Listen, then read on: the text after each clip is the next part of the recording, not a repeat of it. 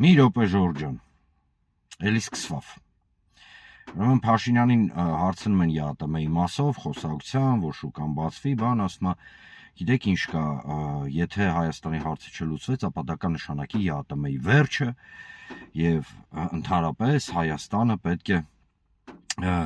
ալտերնատիվ ճանապարհներ գտնի իր ապրանքը իրականացնելու համար եւ դարը անցել է ոչ ալտերնատիվ ապրանքների, հա, այդպես շուկաների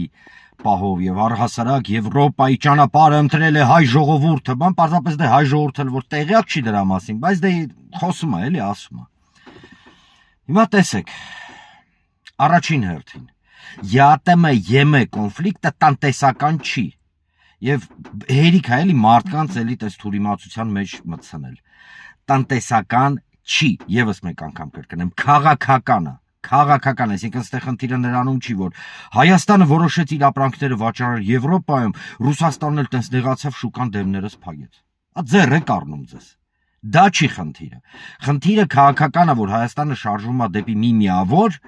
որը ԵԱՏՄ, նույն եվրասիական դե լավ սենց ասեմ վեկտորի հետ, մասնավորապես Ռուսաստանի հետ նախապատրաստվում է պատերազմի։ Այդքան բան։ Ռուսներն էլ ասում են գնում եք դեպի Եվրոպա, գնացեք, մենք ձեր ձեռքը չենք բռնում եւ ուրախ ենք, եթե դուք որոշել եք այդպես, մենք չենք խառնվում այդ հարցի մեջ, բայց մեր հաշվին չլինի։ Սա է ասում ըստ էության ԵԱՏՄ-ն։ Իմիջիայլոս, միգուցե Փաշինյանը մոռացել է, բայց ԵԱՏՄ պետությունների բոլոր նախագահները, բոլոր, ոչ թե միայն Ռուսաստանի, բոլոր պահանջում են մինչև դեկտեմբեր ամիս Հայաստանը հասկանա ինքը որտեղ է գտնվում։ Ինքը ուր է գնում, ԵԱՏՄ թե ԵՄ։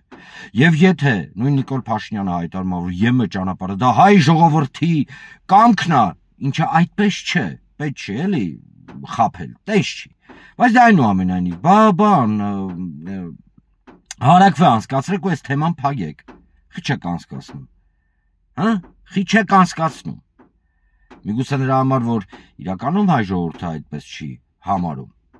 Բայց դե սա երկրորդական հարց է։ Երրորդականը, այդ երբ է Ռուսաստանը կամ ԵԱՏՄ-ն արգելել Հայաստանին այլ շուկաներ դուրս գալ։ Հələ կարող եք ինձ ասել, այնց խրող ձենով ԵԱՏՄ, բան այլ ընտրանքային շուկաներ երբ են արգելել, երբեք էլ չեն արգելել։ Բա գնայիք, բա մտնեիք, բա եվրոպական շուկա մտնեիք, բա մտնեիք ասիական շուկա, ով էր ձեռքերներդ բռնել։ Թե ԵԱՏՄ շուկան միակ շուկան է, որտեղ հայկական ապրանք ունի պահանջարկ։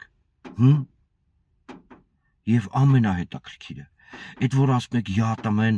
կվերջանա բան տենց, եթե Հայաստանի հարցը չլուծվի։ Ինչ, հայկական ծիրանը եթե չմատակարարվի, օրինակ Ռուսաստանի տնտեսությունը կփլուզվի, չէ։ Հայկական կոնյակը եթե չհասավ ԵԱՏՄ-ի ժողովուրդը տենց կելնեն ու բունտ կանեն ու կասեն վայ վույ, բան տենց, հետ բերեք հայկական կոնյակը, կամ դեղձը կամ ծիրանը, ինչ եք խոսում, ինչ եք խոսում։ Ասեմ ավելին, մեր բոլորիս համար վատ նորություն ունեմ։ Եթե այս հարցը չլուծվեց, ոչ թե ԵԱՏՄ-ն է փլուզվելու, այլ Հայաստանի Հանրապետության տնտեսությունը, որովհետև ձեր սիրված թուրքերը, ադրբեջանցիները, եվրոպացիները, դե լավ սենց ասենք, հա։ Չգիտես ինչու չեն շտապում, իրականում,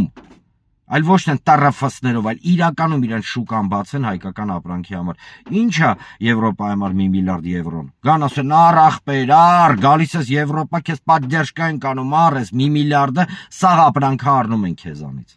Այդ խի չեն անում։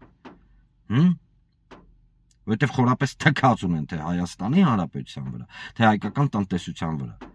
Այս իշխանության նոր, հա, գործընկերները։ Իրենց համար կարևոր է Հայաստանը դարձնել նոր նախանշվող սարսափելի առճակատման մասով, օրինակ հակաեվրասիական կամ հակառուսական պլազդան։ Դե գնացեք հետևություններ արեք ու հերիքա մարդկանց իրականում գժի տեր դնել, ամեն ինչ մարդիկ հասկանում են։